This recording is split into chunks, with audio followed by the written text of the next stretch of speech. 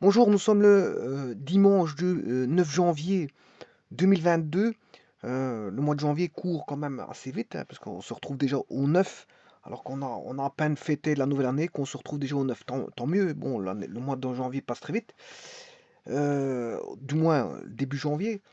Euh, la météo, bon, elle est ce qu'elle est, c'est-à-dire que nous avons eu d'innombrables pluies pendant la nuit, avec un vent qui soufflait quand même assez fort. Donc on s'attendait plutôt, moi je m'attendais plutôt à de la neige, puisque la météo, bon, il s'y prêtait, mais tout a été chamboulé et ça a donné plus des pluies parce que les températures, à mon avis, n'étaient pas, voilà, en dessous de zéro et que bon, on ne s'attendait pas non plus à un tel vent. Le vent a quand même a soufflé quand même assez fort. Bon, on a eu une petite légère tempête bon, durant le cours de la nuit. Euh, mais sans neige, alors qu'on s'attendait à la neige. Puisque les jours précédents, on a quand même eu du grésil. Du grésil. Donc, on s'attendait, bon, dans certaines régions, il a neigé, mais à mon avis, ça a probablement fondu. Les températures ne tiennent pas. Mais maintenant, je ne sais pas comment vont évoluer les jours qui vont suivre, parce que bon, la température est changée, est sujette à bouleversement, à changement euh, au cours des journées. Bon, je vous présente ici un petit énoncé, soit deux marchandises différentes, dont on a une marchandise que j'appelle grand A, euh, dont on commande 20 unités. Alors oui, il faut savoir qu'ici il s'agit, vous aurez compris, de comptabilité, et que dans la comptabilité, il y a le point de vue de l'acheteur et le point de vue du vendeur. Bon, si on a voilà, un acheteur qui est euh, une société, bah, elle doit tenir une comptabilité en tant qu'acheteur, mais voilà, elle est tenue à une comptabilité en tant qu'acheteur. Voilà, si c'est une société qui achète. Maintenant, si c'est une société qui fournit, bien sûr, elle est tenue à la comptabilité. De facto, c'est obligatoire. Donc, on a une comptabilité à tenir et d'innombrables documents. En tout cas, il faut des traces écrites, des écritures comptables pour éviter, je veux dire, toutes sortes, enfin, pour être conforme à la législation, une législation de toutes sortes, des impôts, la législation de la TVA, etc., etc. Bon, de- et pour ne pas aussi avoir une faillite frauduleuse, le cas échéant, dans une société. Donc il faut tenir une comptabilité et éviter ouais, tout ce qui pourrait être détournement de fonds au sein d'une société. Donc on doit avoir des traces et tenir une comptabilité et écrire les écritures comme euh, elles doivent être, c'est-à-dire euh, honnêtes et raisonnables. Honnête et raisonnable. Il suffit pas de mettre n'importe quoi pour essayer de détourner de l'argent. Non, c'est de mettre tout ce qui est euh, toute, toute transaction, on va dire, commerciale doit être écrite et doit être euh, tracée, pouvoir être tracée à n'importe quel moment. Alors, bien sûr, il y a ce qu'on appelle le livre-journal, le livre des comptes, il y a un bilan à faire, voilà, il y a les comptes des résultats, et tout ça, ce sont des traces qu'on peut retrouver voilà, dans des dossiers. Alors, ceci étant dit, tout est organisé bien sûr légalement suivant des rubriques hein, comptables. Bon, ici, donc vous avez sorte de marchandises différentes. On a 20 unités à 50 euros par unité. Et voilà, on a un taux de TVA qui est de 6%. Pour la marchandise A, euh, on a une marchandise B qui est de 50 unités à 40, enfin qui est de 50 unités. On en commande 50 en tout cas, à 40 euros l'unité, qui est à 21%. Bon, ici bien sûr, va se placer en tant que bon, personne qui va établir la facture pour un client. Donc le client n'est pas forcément une société, donc elle n'a pas à tenir de comptabilité de ce côté-là. Hmm. Ou peu importe, de toute façon ça ne nous intéresse pas. Si c'est un client, peu importe, c'est un client qui est une société ou pas, on s'en fout. Parce que si c'est une société, elle doit tenir sa comptabilité à elle. Par contre, nous, on doit établir ici la facture correspondante pour le client. Voilà, et en sachant que comme il a commandé une certaine quantité, on lui fait une remise de 10% pour les marchandises A et B. Alors, on a des frais de port. Bon, pour la marchandise A et B va être transportée dans un seul cas, hein, voilà, en un groupe, en un groupement. Hein. Il n'y a pas de transport différent. On transporte tout avec un seul transport qui va nous coûter 100 euros. Et bien sûr, on fait une réduction s'il paye comptant. S'il paye au grand comptant, je m'excuse, s'il paye au grand comptant, s'il paye cash à la livraison, à ce moment-là, bon, il faut une réduction de 2% sur le prix. Alors, bien sûr, là-dessus, il y aura des emballages. Enfin, il y a des emballages repris. Alors, pour les emballages repris, ils vous disent qu'il y a 20 casiers de marchandises A à 10 euros par casier. On a des emballages repris à 80%, attention, 80%, à 20 casiers de marchandises B à 25 euros par casier, et que le paiement s'effectue au grand comptant. Bon. Alors tout ça, ce sont des notions de comptabilité, et on doit établir, bien sûr, le but de la manœuvre, c'est d'établir la facture. Alors, comment établir la facture? Sachant qu'il faut discerner les marchandises, les emballages, euh, mettre des voyants sur les réductions de prix, voir ce que nous coûtent les frais administratifs, les frais de port et tralali tralala. Et bien sûr, avoir une base imposable, de savoir qu'est-ce qu'on doit payer comme TVA et quel est le montant de TVA à payer, sachant qu'il y a deux types de TVA ici, un code à 6, enfin un TVA à 6% et un code, enfin une TVA à 21% qu'on peut mettre sous forme de code. Code 1 à 6%, code 2, 21%. Alors, je vais m'intéresser tout d'abord ici à la remise. On a une remise de 10% sur... bon, qu'est-ce que c'est qu'une remise? Ben, une remise, c'est une réduction qui est accordée sur le prix pour l'achat en grande quantité. Donc, c'est une réduction sur le prix. Hein. On a une réduction sur le prix. On peut avoir des réductions sur les quantités, mais ici, c'est une réduction sur le prix. La remise est basée sur une réduction sur le prix. Donc, quand vous achetez en grande quantité, ben, on vous fait une remise. Bon, ici, bon, 20 unités et 50 unités, on estime que c'est une moyenne commande. Une moyenne commande, et on vous fait une remise de 10%. Alors ici, il n'y a pas de ristourne. Alors le ristourne, ben, c'est une réduction toujours accordée sur le total des achats euh, d'une période. Ici, c'est la réduction, la ristourne, c'est quand vous achetez beaucoup sur une période. C'est ça que là, on fait une ristourne. On vous voit venir assez souvent, par exemple, dans un magasin. Ben, au bout d'un certain temps, on se dit, bon, ce monsieur-là ou cette dame-là, euh, qui est peut-être connu du magasin, bien sûr, qui est un bon client, ben, on va lui faire une ristourne. Parce qu'en fait, on la voit assez souvent venir faire ses achats.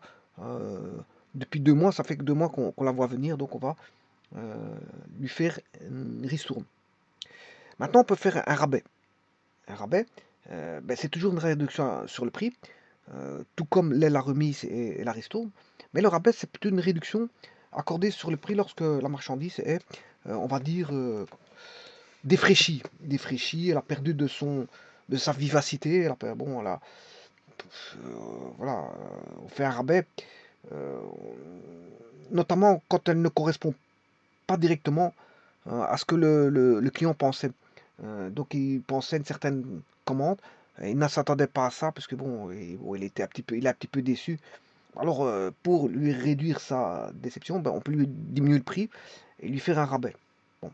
Ceci étant dit, de toute façon ici, on a dans les remises rabais et ristourne, ou remise ristourne et rabais, on a ni de ristourne ici dans notre cas de figure, ni de rabais. Par contre, on a une remise. Pourquoi? Parce qu'il achète en grande quantité. Bon. Ceci étant dit, on a aussi un escompte. L'escompte, c'est une réduction accordée en cas de paiement immédiat ou, si vous voulez, anticipé. Et là, justement, il va payer au grand comptant, donc il paye en grand comptant. Le grand comptant, je vais vous expliquer dans un moment ce que c'est. Euh, mais sachez que, avant toute chose, pour en revenir sur la remise ristourne et rabais, ce sont des réductions accordées en fonction, bien sûr, de la marchandise. On ne les cumule pas. On ne peut pas cumuler donc la remise, les ristournes, les rabais. Ça ne se cumule pas. Et l'escompte, on va dire, dépend, elle, d'une opération financière qui est le paiement. Donc l'escompte n'est pas, c'est pas parce que l'escompte est plutôt basé sur quelque chose, on va dire, euh, qui est l'objet d'un paiement. Voilà, c'est le fruit, c'est fonction d'un paiement, c'est le fruit d'un paiement. Alors si vous payez très vite, ben, fatalement, on va vous faire un escompte. Alors, l'escompte peut se cumuler avec d'autres réductions, ce qui n'est pas le cas pour la remise, rabais et ristourne qui ne se cumulent pas, eux. Alors, l'escompte se calcule sur le prix net de la marchandise, après déduction des remises, rabais, ristourne. Ça veut dire que vous devez calculer d'abord remise, rabais, ristourne, et puis après, vous calculez l'escompte. C'est toujours remise, rabais, ristourne. Une fois que vous avez fait ça, vient l'escompte. D'abord remise, rabais, ristourne, et puis vient l'escompte. Alors maintenant, en ce qui concerne les différents types de paiements, il existe différents types de paiements. Le but, c'est pas de voir tous les types de paiements, mais c'est pour vous citer et faire des différences de différents types de paiements. Ce sont des conventions qui portent sur la date à laquelle le paiement doit être effectué. On a ce qu'on appelle le paiement comptant, un paiement qui est un paiement à la livraison au maximum dans les 8 jours, somme reçue par le vendeur dans les 15 jours. Alors bien sûr, tout dépend aussi des dates de réception de facture, hein. Ça dépend de la date de la réception. C'est à la réception de la facture qu'il faut compter le temps. Le temps, c'est à la réception de la facture. Le grand comptant, qu'est-ce que c'est? Ben, le grand comptant, c'est... Ouais, parce que si vous n'avez pas reçu la facture, il y a une grève à la poste, bon, je veux dire, vous n'êtes pas censé savoir que vous devez payer, je veux dire, ce montant-là, hein. Si la grève dure 3 jours, bon, vous ne recevrez pas la facture avant les 3 jours, hein. Donc vous n'êtes pas censé être au courant que vous avez reçu la facture et qu'il faut payer ce montant-là durant 3 jours. Alors, le grand comptant, qu'est-ce que c'est? Justement, ici on a le paiement en grand comptant. C'est un paiement qui est cash en fait. Une fois que vous êtes livré au niveau de la marchandise, à l'enlèvement des marchandises, vous enlevez les marchandises à ce moment-là, vous payez et c'est le paiement cash. Voilà, et là, c'est le paiement grand comptant. Et c'est là, on vous fait un escompte parce que le gars, le vendeur reçoit l'argent tout de suite. Et il est content. Il est content que vous avez payé tout de suite. Il ne doit pas commencer à se tracasser si vous allez payer ou s'il va recevoir son argent ou pas. Parce que certaines personnes payent très en retard et d'autres ne payent pas du tout. Et donc là, ça devient des problèmes voilà, de, de courir après son argent. Alors bien sûr, on a des paiements à tempérament, les versements on a le versement d'un acompte à la commande ou à la livraison, et paiement, on paye le solde par tranche. Alors ces tranches sont souvent des mensualités. Alors on a là aussi le paiement à terme, paiement après un certain délai qu'il faut spécifier. Alors on a des dates on a des échéances, hein, dates fixes, qui sont bien sûr d'un commun accord et bien stipulé au niveau du bien communiqué au client quand est-ce qu'il doit payer fin de mois à X jours de date, à 60 jours de date, tralali, tralala. Bon, à X jours fin de mois, bon, il y a toutes sortes de. Alors bon, on peut se faire payer aussi par voilà, par des amis. Mais alors, à ce moment-là, on peut faire des traites. Bon, il y a tout ce qui est traite. Bon, on peut faire payer par des amis des traites et endosser une traite à la banque et tralali, tralala. Bon, tout ceci, on a des modes de paiement, bien sûr. Et c'est pas le but de voir ça parce que ici, c'est un paiement qui est un paiement, on va dire, au comptant. Un paiement grand comptant. Donc, il va payer cash. Donc, il va avoir un escompte, hein. On va lui déduire un escompte parce qu'il va payer cash. Alors ici, il y a un grand problème qui va intervenir, bien sûr, quand vous payez euh, euh, quand vous achetez de la marchandise, bien sûr, il y a une TVA payée à l'État qu'on appelle la TVA, qui est la taxe à la valeur ajoutée, et bien sûr qui répond à un mécanisme de fiscalité, hein, fiscalité d'impôt. Et bien sûr, ici, il y a deux types, 6% et 21%. Et c'est ça qu'il faut pouvoir scinder pour montrer ce que on doit payer à l'État. Voilà, donc là, donc la facture doit pouvoir mettre en évidence, doit pouvoir montrer quel est le montant à devoir payer à l'État de 6% et quel est le montant de 21% à devoir payer à l'État. Ce qui veut dire qu'à partir de là, il faut faire des calculs et arrêter à un certain niveau. Et ce niveau, c'est ce qu'on appelle euh, la base imposable. Il faut vous arrêter à la base imposable. C'est en fait la base imposable qu'on appelle BI, euh, qui est le montant sur lequel la TVA doit être calculée. Donc on s'arrête à un certain niveau. C'est ce que je vais faire ici. Je vais m'arrêter à un certain niveau et scinder, je vais mettre la base imposable et scinder, bien sûr, ce qui est de 6% et de 21%. Et donc, euh, de cette manière-là, ben, on sera en règle avec bon, la législation fiscale qui vous dit, qui vous impose de payer une taxe, l'une pour la marchandise A de 6% et la marchandise B à 21%. Bon. Maintenant, il faut savoir certaines choses. Alors, qu'est-ce qu'il faut savoir sur euh, les montants, sur quel montant se calcule la TVA? Eh bien, il faut d'abord, il se calcule sur le prix de la marchandise. Bien sûr, si c'est une marchandise, parce que ça peut être un service, hein. Vous pouvez payer un service. Voilà, sur les prix de la marchandise ou du service. Déduction faite des rabais remises ristournes. Donc, d'abord, vous avez votre quantité, le prix unitaire. Vous faites prix unitaire fois la quantité, vous avez le prix total. Et là, à ce moment, vous faites les déductions rabais, remise, ristourne. Mais ici, il n'y a qu'une ristourne, il n'y a qu'une remise. Donc, je vais déduire la remise. euh, voilà. Et puis, bon, là, euh, je pourrais calculer la base imposable. Voilà. Bon, mais ici, le problème, c'est qu'il y a des frais de port.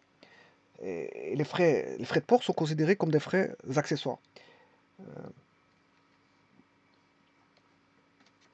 Alors, les frais accessoires sont multiples, hein, divers et multiples, et ils sont facturés au client.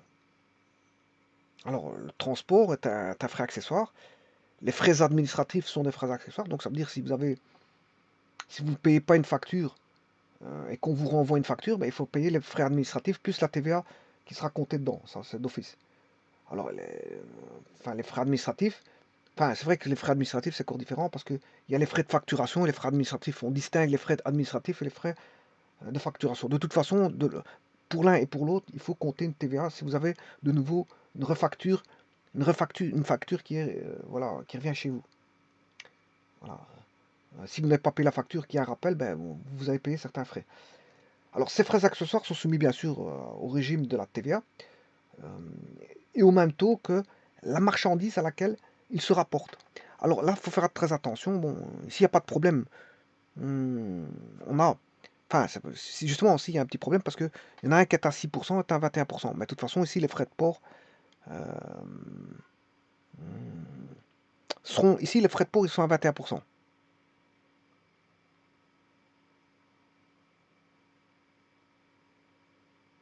Non, non, non, je m'excuse. Ici, justement, je vais vous dire comment ça va se passer ici. Parce que le problème, il y a du 6 et du 21%. Bon, si on n'avait que du 21%, bah, le frais de port, je mettrai à 21%. Bon, voilà. Mais le problème ici, il est à 6 et 21. Vous allez voir comment ça va se passer après. Je vous le dirai. Alors, revenons sur les rabais remises ristournes. Alors, les rabais remises ristournes ne sont accordés que sur le prix de la marchandise. Voilà, que sur le prix de la marchandise. Alors, il faut calculer rabais remises ristournes sur le prix de la marchandise.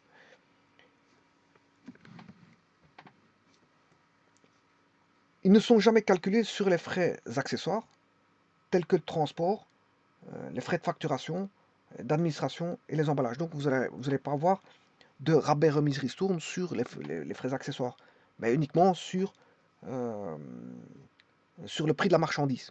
Et ça, vous allez le voir par après, comment je vais faire. Alors, les frais accessoires supportent une TVA au même taux que celui applicable de la marchandise. Euh, et si, voilà, c'est ça que j'allais vous arriver à vous dire, je voulais en arriver là. Bon, ça veut dire que si vous avez 21%, 21%, les frais de port seront à 21%. Si vous avez 6%, 6%, les frais de port seront à 6%. Voilà, c'est ça que ça veut dire. Par contre, ils sont à 6 et 21. Donc là, on a des régimes de TVA différents. Si des marchandises passibles de taux différents de TVA sont facturés avec des frais accessoires, ces frais accessoires sont soumis à un taux de TVA le plus bas. Donc ça veut dire que dans ce cas-ci, 21,6, vous avez payé 6% de TVA sur les frais de port. Sauf si ces frais peuvent être imputés avec précision à l'une ou l'autre marchandise. Alors à ce moment-là, on dira, frais de port, je décide que c'est 21%. Voilà, on vous l'explicite, on vous dit, bon là, on vous fixe que le frais de port est à 21%, le frais de port est à 6%. Là, on vous le dit. Mais en général, quand on a 6 et 21, ben, on prendra au plus bas, c'est-à-dire 6%. Voilà. Donc si on vous oblige à payer un taux de TVA de 21% pour les frais de port, ben, c'est comme ça. Il faut acquiescer, hein. Voilà. Alors maintenant, les, les emballages non repris, ici on n'a pas le cas, bon je ne vais pas expliquer les emballages non repris. Par contre, ce qu'on a ici, c'est les emballages repris. Et ça pose un petit problème aussi. Et donc il faut connaître un petit peu de législation, puisque ceci, la comptabilité n'est rien d'autre que de la législation, notamment on a en plus de ça de la législation fiscale, parce qu'il y a le régime TVA voilà, intervient, donc il faut connaître la législation fiscale. Alors pour ce qui concerne les emballages repris ou cautionnés, alors ici on a des emballages repris 20 casiers de marchandises à 10 euros par casier. Voilà. Par contre, de l'autre, on a des emballages repris à 80%. Ça veut dire qu'il y a 20% qui ne seront pas repris. Et là, il faut faire très attention. Il faut faire très attention parce que le régime TVA, il va s'appliquer sur les 20% des non repris, hein. Voilà, c'est le client final qui paye, voilà, les emballages. Alors, pourquoi? Alors, tout d'abord, les emballages repris ou cautionnés, la marchandise et l'emballage sont facturés séparément. Donc, les marchandises et les emballages, logiquement, ils doivent être facturés séparément. Deux factures séparées. Bon, ben moi je vais faire qu'une seule facture, hein. Vous aurez compris que je ferai qu'une facture et tout va apparaître dedans. En réalité, les fournisseurs ne fait que prêter l'emballage moyennant caution, je m'excuse, moyennant caution, remboursable lors du renvoi de l'emballage. Il n'y a donc pas vente de biens, aucune TVA n'est donc applicable sur les emballages facturés et repris. Il n'y a aucune. Pourquoi? Parce que c'est repris. Euh, Le fournisseur ne fait que prêter, si vous voulez, l'emballage. Bien sûr, moyennant une caution, parce que le client l'a quand même payé, hein. Mais après, il reprend cette caution. Et ça, euh, c'est une caution qu'on paye, hein. C'est pour ça qu'on dit emballage repris ou cautionné, parce qu'on paye une caution là-dessus. Mais après, bon, quand il reprend, bon, ce n'est plus à vous, hein, puisqu'ils ont été repris. Donc il n'y a pas de TVA à payer sur les emballages repris. Bien sûr, lorsque le client renverra les emballages en bon état, hein, le fournisseur lui remboursera. Parce que si le fournisseur dit, bon, vous avez cassé tel emballage, je ne reprends pas, c'est à vos frais. Ça c'est possible aussi, mais on n'a pas le cas ici. Voilà. Dans cet énoncé ici, j'ai pas le cas. Bon, ensuite, il y a les emballages facturés et repris à une partie de leur valeur. Et c'est le cas ici. Et là, il faut faire très attention parce que là, à ce moment-là, comme il y a 20% de repris, il y a une TVA qui va intervenir. Alors de combien? Ben, comme c'est l'emballage repris, euh, 20 casiers de marchandise B, or la marchandise B, elle est à 21%. Donc, ce qui sera non repris en emballage, les 20% non repris en emballage, ben, ça sera au régime de 21%. Bon, il y a un dernier problème qui va se poser. Donc, il y a le problème TVA, problème des emballages et problème de l'escompte. Alors, l'escompte, c'est une réduction sur le prix accordé au client qui paye au grand comptant. C'est-à-dire immédiatement, il paye cash au niveau de la livraison de la marchandise. Une fois qu'il a la livraison de la marchandise, il sort un chèque et il paye, par exemple, par chèque. Par exemple, hein. Voilà. Euh, alors, ça peut arriver aussi que ce soit un paiement au comptant dans les 8 jours. Alors, il y a deux cas qui peuvent intervenir. Bon, le paiement, comme je vous ai dit, le client paye au grand comptant. Le fournisseur est alors certain du paiement immédiat et il peut accorder donc un escompte. Alors, l'escompte peut être déduit directement du montant de la facture. D'ailleurs, c'est ce que je vais faire ici. Et la TVA se calculera sur le montant de la facture. Escompte déduit. Escompte déduit. Donc, je vais calculer tout ce qui concerne les TVA, etc. Enfin, la base imposable, les TVA, de 6 et de 21, pour tout ce qu'il faut. Ensuite, je vais enlever l'escompte. C'est ce que je vais faire. Et ça va être ce cas de figure ici que je vais avoir. Alors, l'escompte se calcule sur le prix de la marchandise après déduction des rabais, remises, ristournes. Donc, vous devez calculer d'abord rabais, remises, ristournes, comme je vous l'ai dit tout à l'heure. Donc, sur le prix du net de la marchandise, si vous voulez.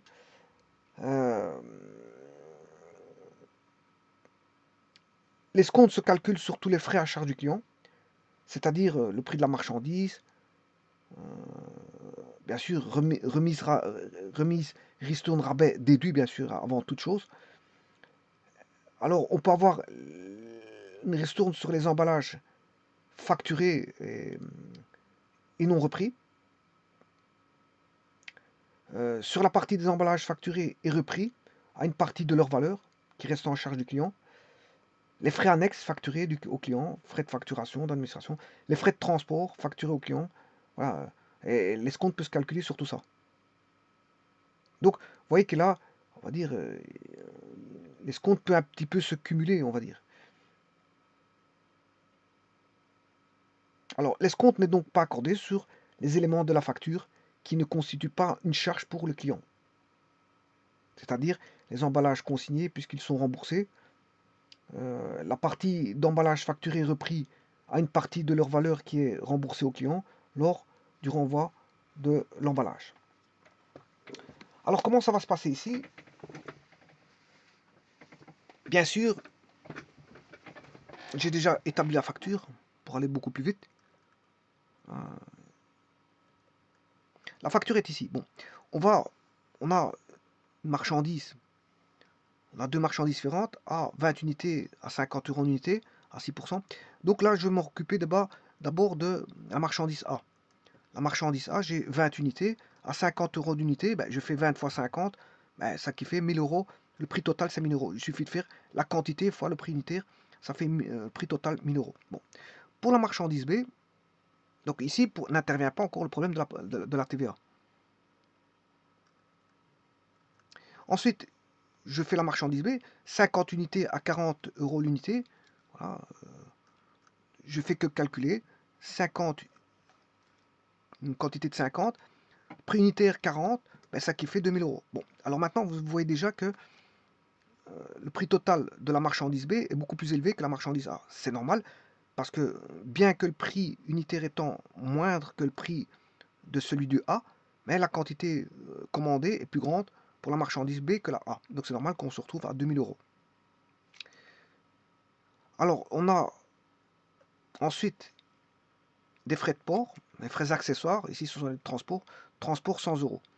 Je vais l'inscrire tout de suite. Je mets frais de port quantité 1.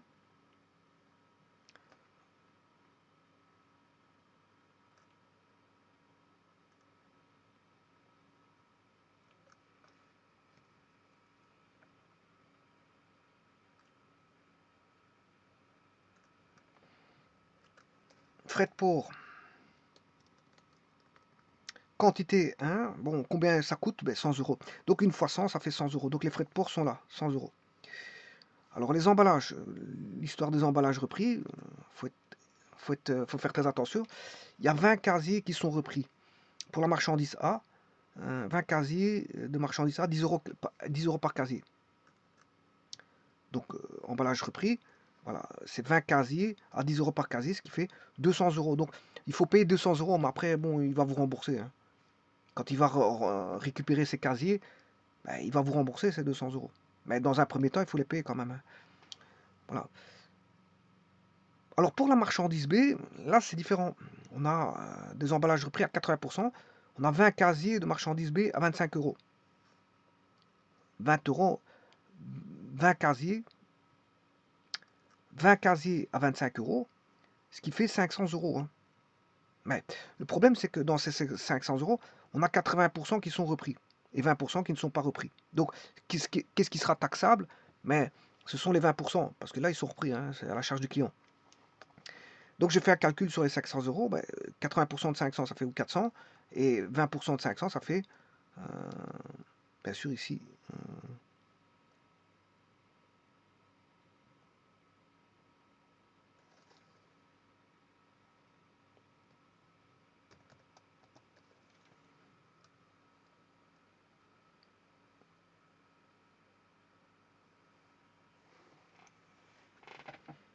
bon, le prix unitaire, c'est toujours 25. C'est toujours 25, mais bon, bien sûr, c'est 500 fois 80%, hein. 500 fois 80%, ça fait 400. 500 fois 20%, ça fait 100. Ouais, ici j'ai mis quantité, mais c'est un pourcentage. C'est vrai que bon, on va dire c'est un pourcentage. La quantité c'est 80% des 100%, on va dire. Les 100%, voilà. Donc ce qui fait combien de casiers? On a 20 casiers au total. Ben, on a combien de casiers? 80% de 20. Voilà, ce qui fait 16 casiers, hein. Quelque part, ça correspond à 16 casiers. Je pourrais le mettre à la place de 80%, je peux le mettre en casier, hein, c'est pas un problème. Bon, ça fait 16 casiers fois 25.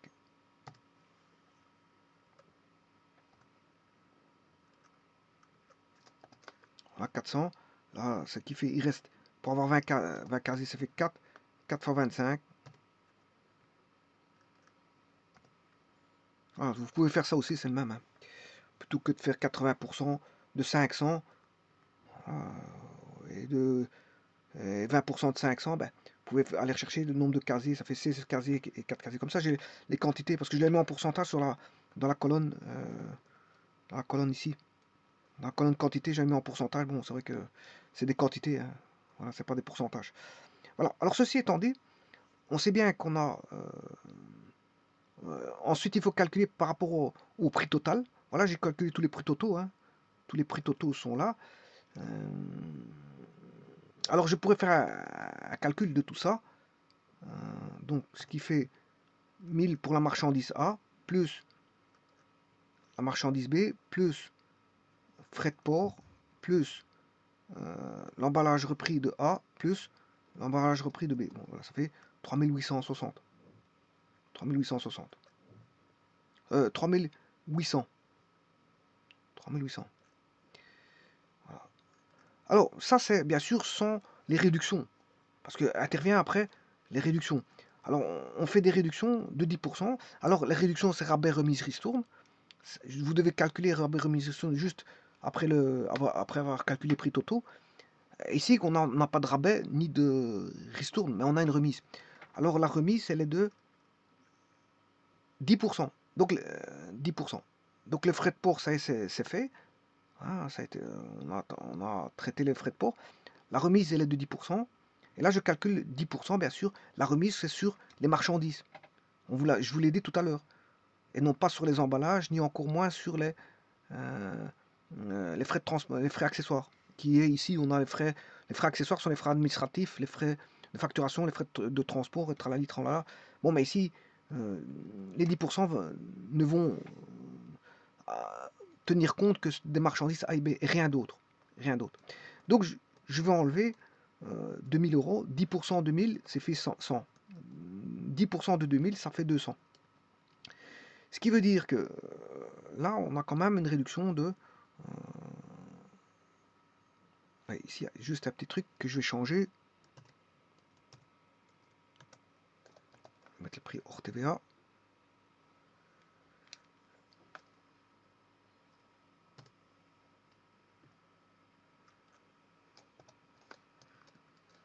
Alors, les réductions au total des remises, je peux faire une somme. Ben, on a enlevé 300 euros. Donc, on a accordé une remise de 300 euros. Bon, c'est...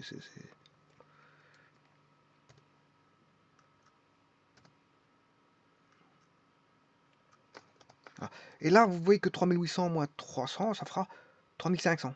Alors, je peux calculer autrement. Le total à payer, 9000, 1000 moins 1000, ça fait 900. 2000 moins 200, c'est 1800. Ça, c'est les frais de transport, 100. Je les recopie, hein.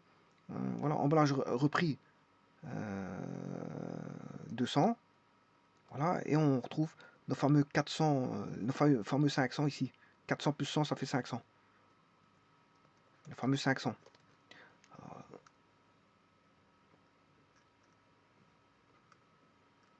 Voilà. Donc, on a... là, maintenant, on a le total à payer. Et maintenant, quand vous avez enlevé rabais, remise, ristourne, réduction sur les prix, là, vous faites l'intervention de l'action financière comme on paye au grand comptant, hein. C'est un paiement au grand comptant. Donc, je vais faire un escompte directement déduit du montant facturé. Bon, je vais calculer l'escompte. Il faut calculer l'escompte. Alors, combien va être le montant de l'escompte? Mais le montant de l'escompte, il est de 2%.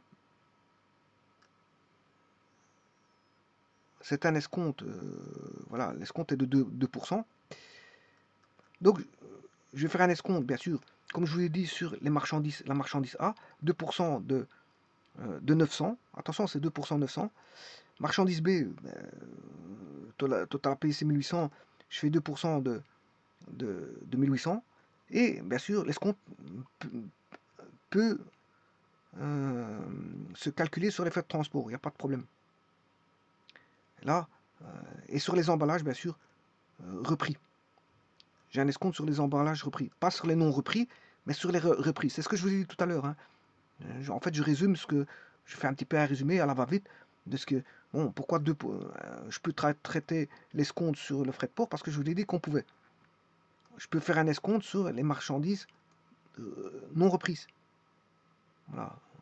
Bon, il ne va pas faire un escompte sur les marchandises non reprises, hein, parce que bon, voilà, c'est prêté ça, hein. Les marchandises reprises, elles sont prêtées, donc ils vont, l'acheteur, enfin le vendeur, il va vous les reprendre, hein. Le vendeur va reprendre les emballages à l'acheteur. Donc il ne va pas mettre un escompte sur quelque chose qui reprend.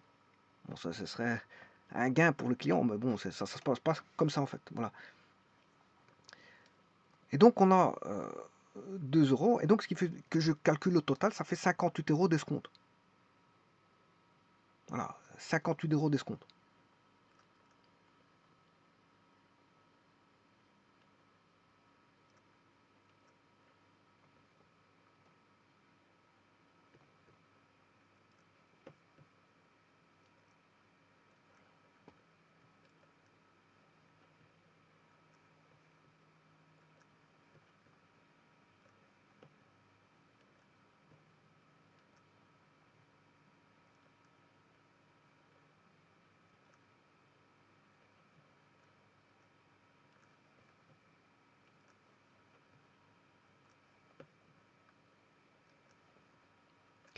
Voilà, ceci étant dit, maintenant, je vais calculer, on sait bien qu'on a 58, attention que c'est un montant qu'il faut mettre quand même en relief, parce que ça, il faudra le déduire après. Je vous ai dit que ça se déduisait après les calculs de TVA, hein. Donc c'est pour ça qu'il faut le mettre en relief, il va intervenir par après. Alors maintenant, je vais calculer la base taxable. Alors, il y a deux types de base taxable, 6 et 21. Alors, bon, on sait bien que la marchandise A est à 6, la marchandise B est à 21, et pour les emballages repris, ben, là, je vais regarder pour la marchandise A, 6%, voilà. Vous faites 6% de 900. 1764, c'est 21% de 1800, voilà. Ensuite, on a les frais de port, ils sont à 6. Voilà. Pourquoi 6? Parce qu'il y a deux taux. Alors, comme on n'impute pas, je veux dire, on ne force pas à payer 21%, voire 6%, ici, quel est le taux qui va être pris pour les frais de port? Ben, c'est le plus petit frais. Le plus petit pourcentage ici, parce qu'on on ne force rien, on ne dit rien. Donc ici, comme ils ne disent rien, ben, ça va être le plus petit taux, 6%.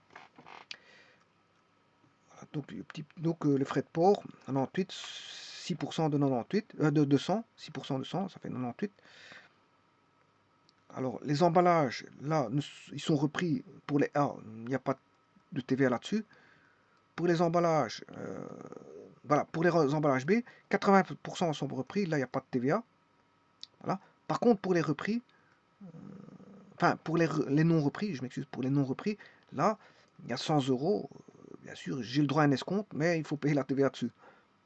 Bon, l'escompte, c'est à la fin, hein. Bon, je ne tiens pas compte du 58. Le 58, je vais vous montrer comment on fait. Donc, dans un premier temps, il faut faire la somme de tout ce qui est 6%. Voilà. Et ça, c'est la base imposable à 6%. 980 euros, c'est la base imposable à 6%. Voilà. Alors, c'est la base taxable. Alors maintenant, la base taxable ou la base imposable à 21%, c'est 1764. Et maintenant, je vais calculer, avec un TVA code 1 qui est 6%, ben, je vais calculer 6% de 980, c'est 58,8. TVA code 2, ben, 21%, ben, je vais reprendre ce qui est base taxable à 21%, fois 21%, 1764 fois 21%, je trouve 370,44. Donc ce qu'il faut payer à l'État, c'est les 6% de 58. C'est les 6% et les 21%. Donc les 58,8 et les 370,44, il faudra les payer à l'État. Ce qui fait au total, bon, peu importe le taux, mais en tout cas, ce qu'il faut payer au total à l'État, c'est 429,24. Vous faites 58,8 plus 370,44. Et là, vous avez le prix. Ça, c'est le montant total TVA. Voilà. Alors maintenant, j'ai cherché le prix hors TVA. Le prix hors TVA, c'était 3500. Hein. Bon, ça, c'est ce qui avait été calculé, total à payer. C'était 3500, prix hors TVA. Attention que j'ai pas tenu compte des 58. Hein. Je vous le dis tout de suite, les 58, j'ai pas tenu compte des 58.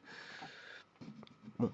Donc, on a le montant de 3500, plus ce qu'il faut payer à l'État, 429, ce qui fait le prix total TVA comprise, 3929. Vous faites 3500 plus 429, ça fait 3929,54.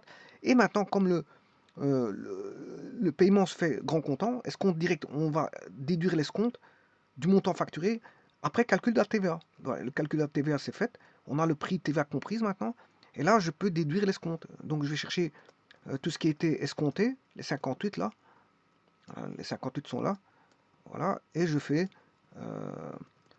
3929,24 moins l'escompte déduit directement. Je peux les déduire directement dans la facture. Je fais moins les 58 euros. Et le montant à payer par le client, c'est 3871,24.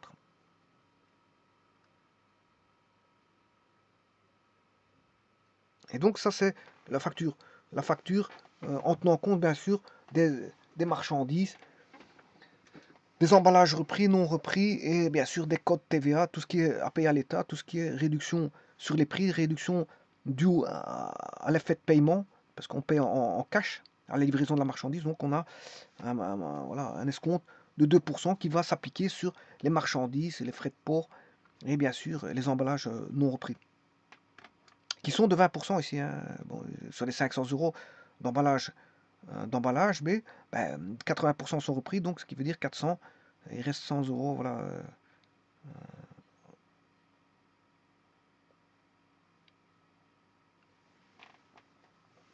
Et donc ça, c'est un escompte directement déduit du montant facturé quand vous payez des cash.